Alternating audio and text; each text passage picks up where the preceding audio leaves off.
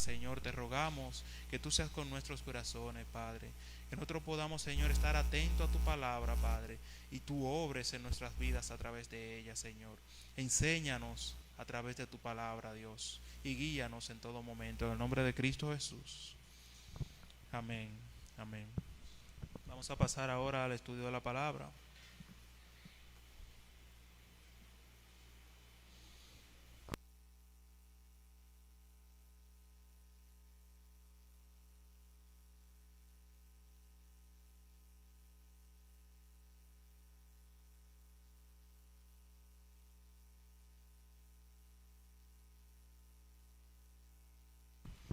Dios les bendiga, hermanos. Damos gracias a Dios por estar aquí en esta noche una vez más, dando gracias a Dios por todo lo que Él ha hecho, ha estado haciendo en nuestras vidas, y a través también de este estudio de la palabra de Dios que hemos iniciado con el libro de los Hechos, un libro con mucha riqueza, mucha enseñanza. A modo de repaso, podemos decir que el capítulo 1, vemos allí la promesa, ¿verdad?, que Jesús la orden que Jesús le da a sus discípulos sobre permanecer en Jerusalén y recibir el poder. Y así sucesivamente nosotros hemos visto los sucesos inmediatos, tan pronto el Señor Jesucristo asciende a los cielos, se derrama el Espíritu Santo. Vemos entonces la obra que ahora hace el Espíritu Santo a través de los testigos, ¿verdad?, que Cristo había constituido a través del ministerio apostolar o de los apóstoles, y también de aquellos que escucharon y vieron a Jesús también enseñar. Vamos a tener un tiempo entonces de oración, hermanos, para que podamos concluir en esta noche el capítulo 5 y de igual manera introducirnos a la primera parte del capítulo 6, para que sea el Señor que nos guíe en este tiempo de estudio de la palabra. Oremos. Soberano Dios, Padre eterno, Padre bueno, Dios fuerte, quien sustenta, quien gobierna, quien controla, quien domina, eres tú, Señor, en los cielos y en la tierra. He aquí nosotros, Señor, solo somos hombres débiles, que reconocemos, Padre, nuestra gran necesidad de ti, necesidad de gracia, necesidad de misericordia. Y a ti, Padre, clamamos en esta noche para que tú seas que nos guíe a través de tu palabra, Señor. Que tú seas quien obre en mí para poder impartir, Padre, este tiempo de estudio. Y a la vez también sea tu Espíritu Santo, así mismo, Señor, obrando en todo lo que estamos aquí expuesto a tu palabra, Señor. De modo que mutuamente podamos ser edificados para gloria y honra de tu santo y bendito nombre. Señor, damos gracias por este tiempo y lo ponemos en tus manos, Señor. Reconocemos que sin ti nada podemos hacer. Y este tiempo de estudio, Padre, no es la excepción. Sin ti esto sería como símbolo, esto sería como carente de todo lo necesario y lo vital que eres tú. Por eso pedimos tu auxilio, tu ayuda, para tener este tiempo, Padre, de estudio de tu palabra. Son favores que te pedimos y suplicamos, Señor, en el nombre de Jesús. Amén. Bien, hermanos, reciban un saludo también del pastor José Benítez. Estuvimos en el fin de semana, o principio de semana, ¿verdad?, porque empieza el domingo la semana, lo único que decimos fin de semana. Pero estuvimos por allá y pudimos disfrutar la familia del pastor Benítez, el tiempo que estuvimos allá. Nos gozamos, nos edificamos y fue de mucho provecho y mucha bendición.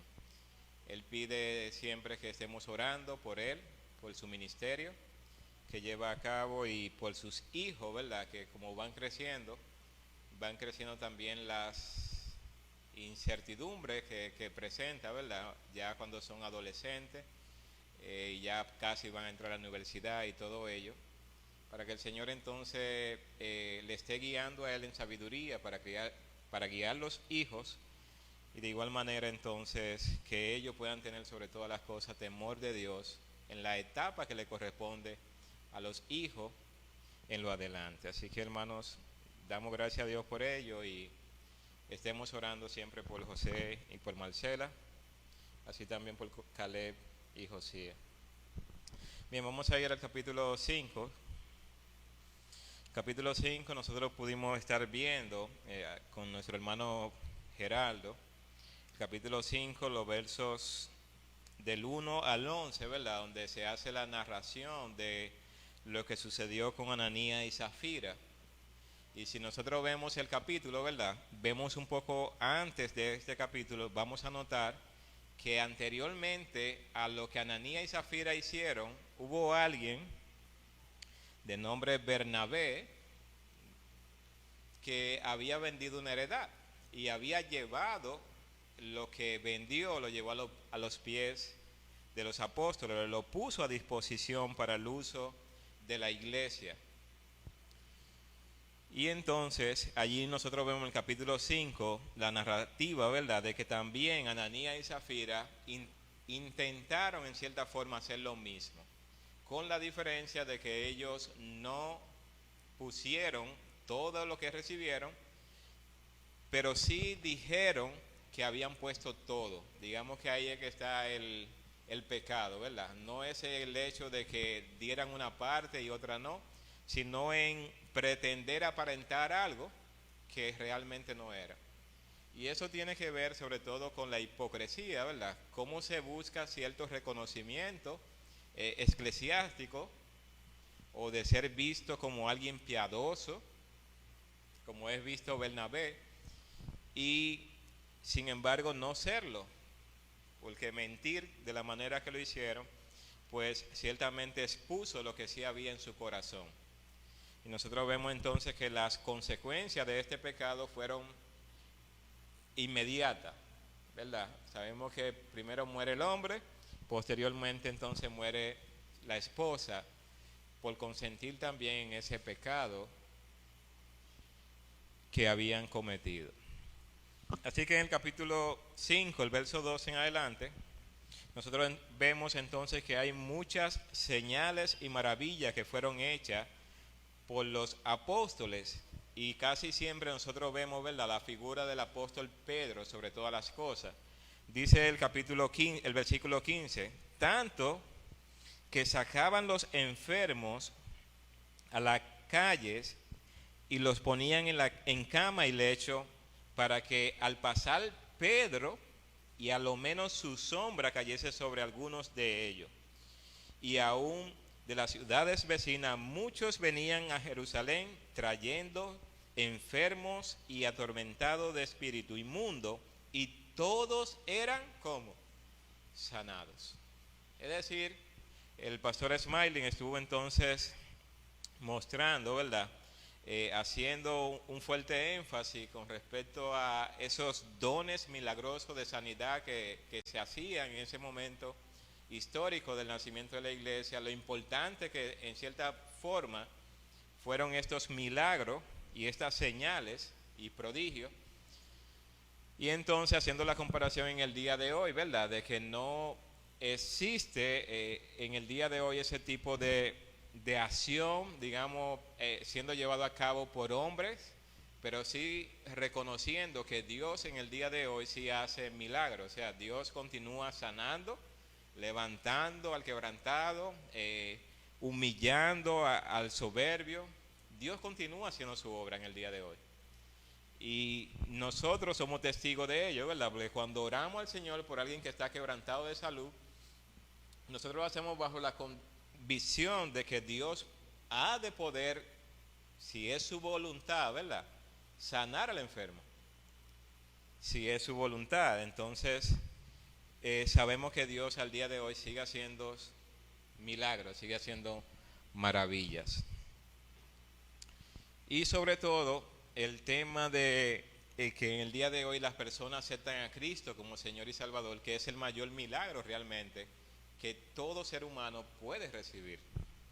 Del versículo 17 en adelante vamos a ir leyendo y dando algunas explicaciones con respecto a estos textos. El capítulo 5 del 17 en adelante dice: entonces levantándose el sumo sacerdote y todos los que estaban con él, esto es la secta de los saduceos, se llenaron de celos.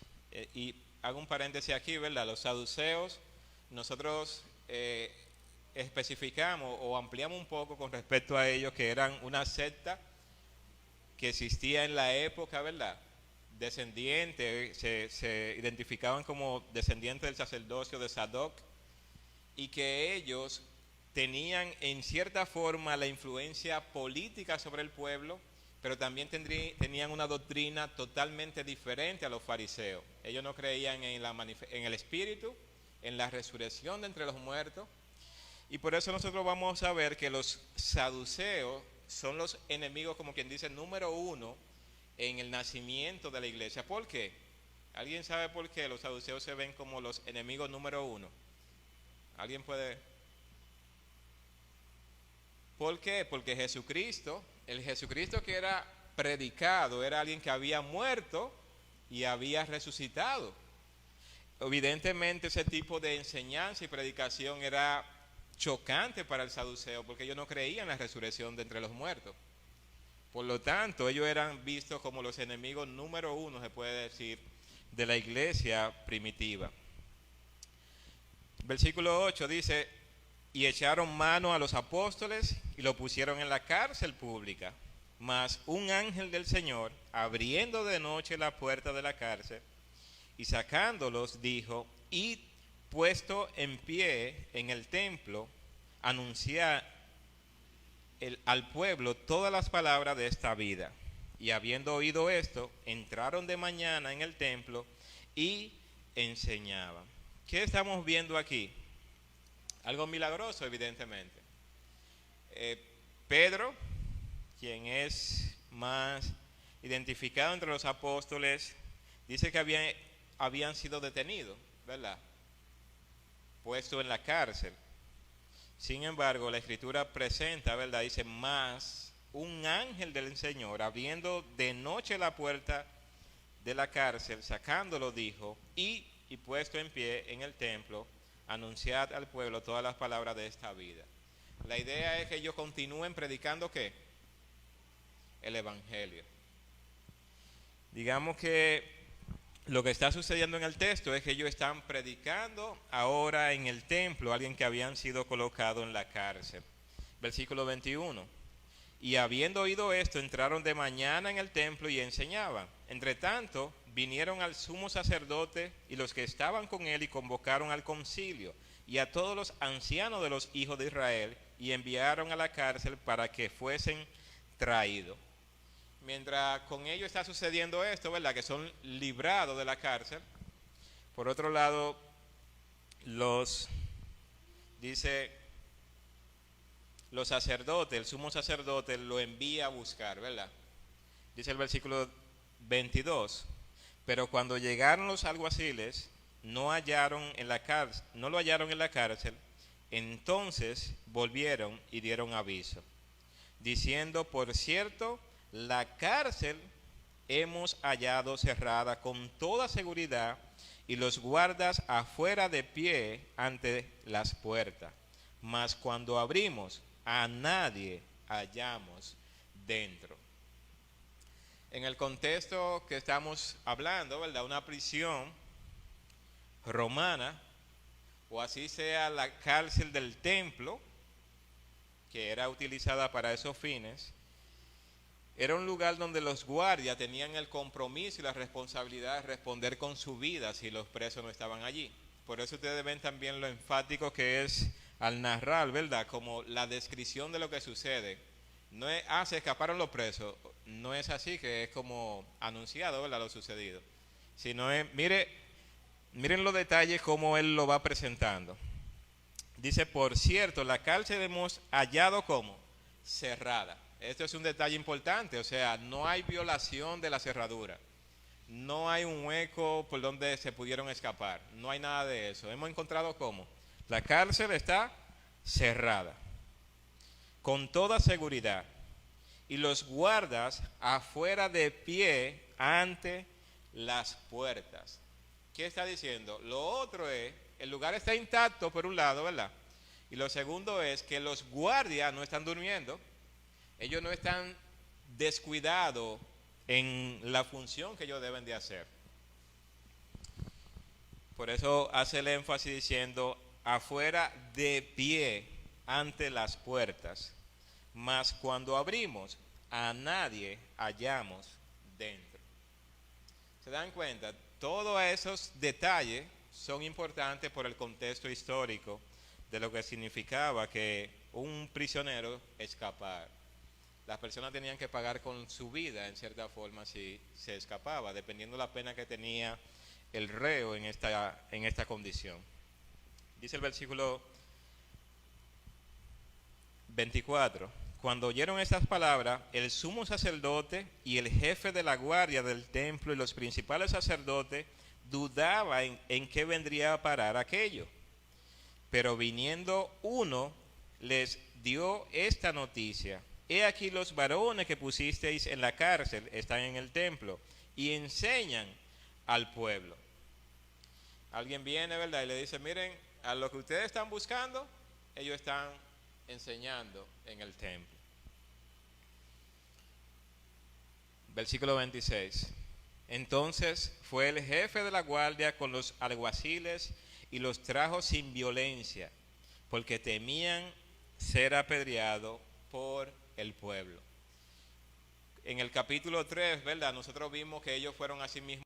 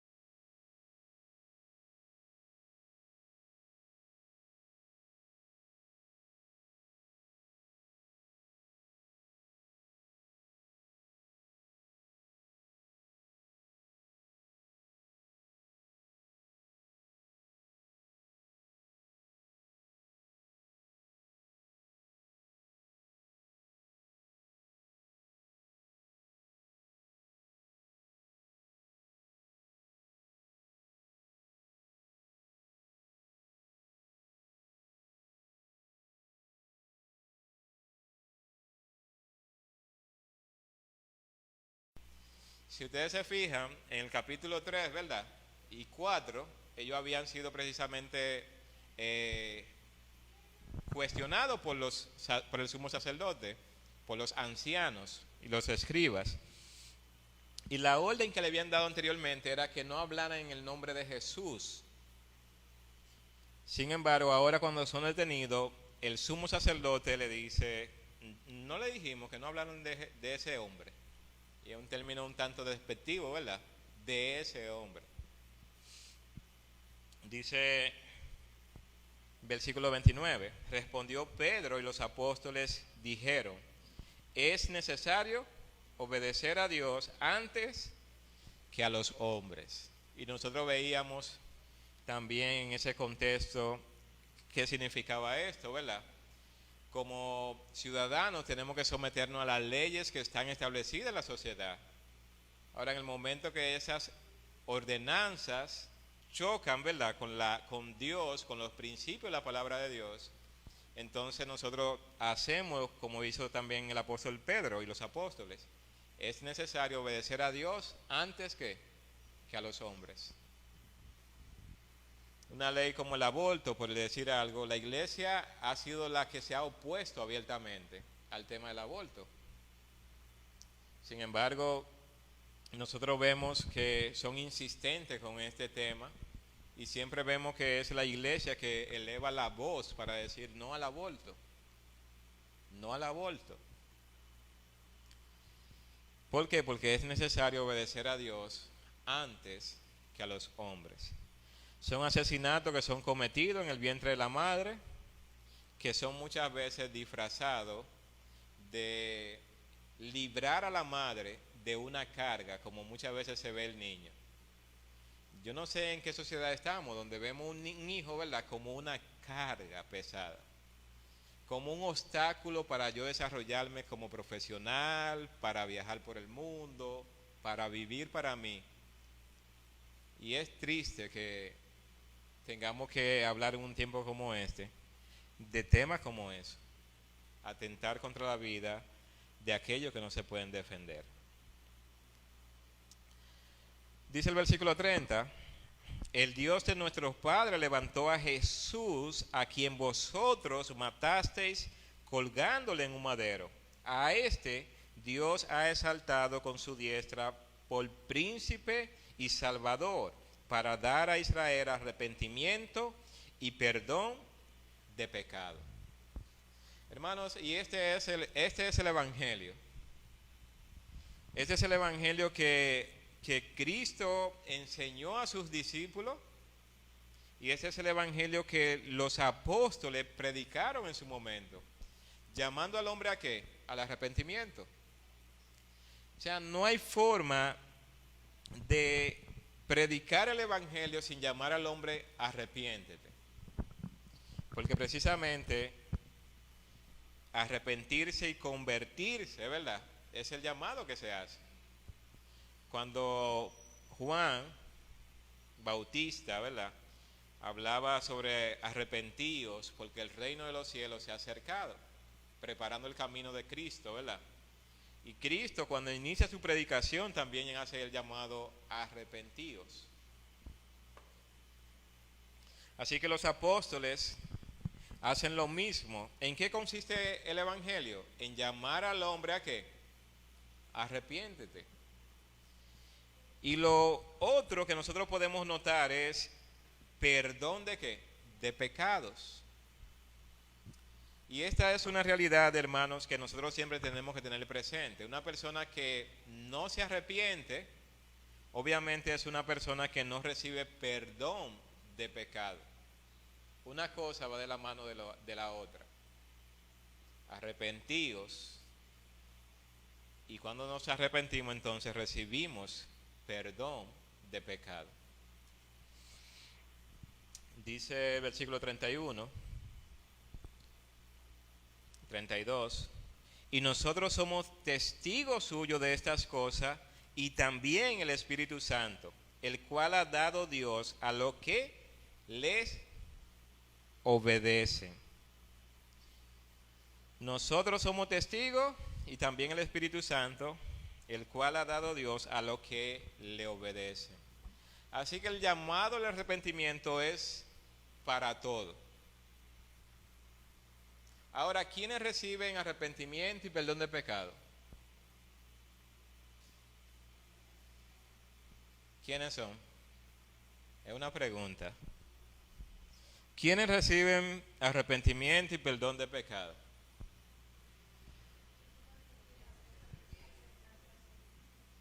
La Escritura lo dice, los que obedecen.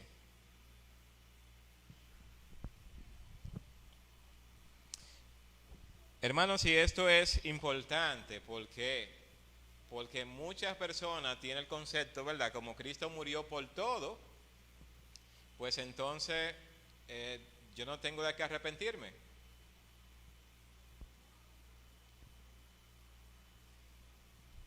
Hay muchas posturas diferentes con respecto a la muerte de Cristo, si Cristo murió por todos los hombres, ¿verdad? Juan 3:16, que muchas personas distorsionan y dicen, mira, ahí lo dice, Él murió por todos. Y el texto de Juan 3:16 hace referencia a todos sin distinción de raza, lengua, color, tamaño. Pero el llamado a arrepentimiento es a todos los hombres realmente.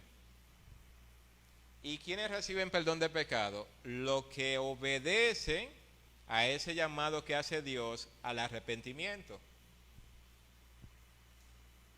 Y esa ese es un aspecto fundamental de lo que es el Evangelio.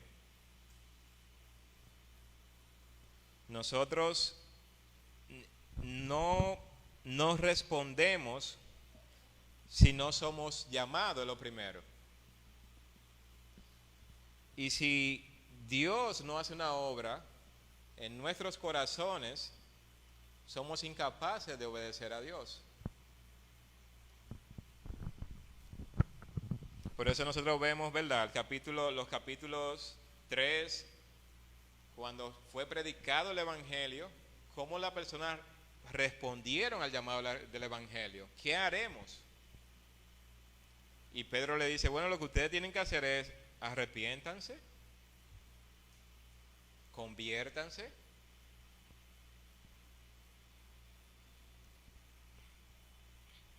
Entonces nosotros vemos que eso es vital en lo que es el Evangelio, tener este concepto bien definido. Versículo 33. Ellos, oyendo esto, se enfurecían y querían que matarlos. Entonces, levantándose en el concilio un fariseo llamado Gamaliel, doctor de la ley, venerado de todo el pueblo, mandó que sacasen fuera por un momento a los apóstoles. Nosotros vemos entonces que hay una reunión, un concilio. Están los gobernantes del pueblo en cierta forma, ¿verdad? El sacerdote, están los ancianos, están tratando el tema de lo que estos hombres están predicando. Y luego de escuchar lo que Pedro dice, ¿verdad? Sube la ira de estas personas y lo que quieren es matarlo. Entonces vemos la intervención de este hombre de nombre Gamaliel, quien más adelante vamos a ver que Pablo, ¿verdad?, identifica que fue criado o instruido a los pies de Gamaliel, alguien que era venerado en el pueblo, alguien admirado. Este hombre se pone de pie, su título que aparece allí es doctor de la ley, venerado de todo el pueblo, mandó que sacasen fuera por un momento a los apóstoles. La idea es, saquen fuera a los que están siendo acusados, vamos a deliberar nosotros que estamos aquí juzgándolo a ellos. Versículo 35 dice, y luego dijo, varones israelitas, mirad por vosotros lo que vais a hacer respecto a estos hombres, porque antes de estos días se levantó Teuda diciendo que era alguien. A este se unió un número como de 400 hombres, pero él fue muerto y todos los que le obedecían fueron dispersados y reducidos a nada. Después de este se levantó Judas el Galileo en los días del censo y llevó en pos de sí a muchos pueblos. Pereció también él y todos los que le obedecían fueron dispersados. Este hombre está poniendo un ejemplo, ¿verdad?, de dos sucesos palpables que todo el mundo conocía en ese momento. Y es importante hacer un paréntesis y poder ubicarnos en el contexto histórico, ¿verdad? Aunque Roma era quien gobernaba todo el mundo, la mayor parte del mundo conocido en ese momento, el deseo de librarse del yugo, de estar sometido a una potencia como Roma, eso existió siempre en el corazón de los nacionalistas judíos. Y había siempre un grupo de personas que buscaban la manera de cómo rebelarse, levantarse en alma y poder quitar el yugo al que eran sometidos, en este caso por los romanos. Entonces, ese es un caso que sucede desde que los macabeos, ¿verdad?, se rebelan, tuvieron éxito, después de una batalla de mucho tiempo, tuvieron éxito. Ellos libraron a su pueblo de estar sometido y de que el templo había sido profanado. Entonces el deseo de librarse de cualquier otro, eso era como algo latente, porque ya lo hicimos una vez, ya nos liberamos una vez, podemos hacerlo ahora. Entonces existía siempre este tipo de grupos que se levantaban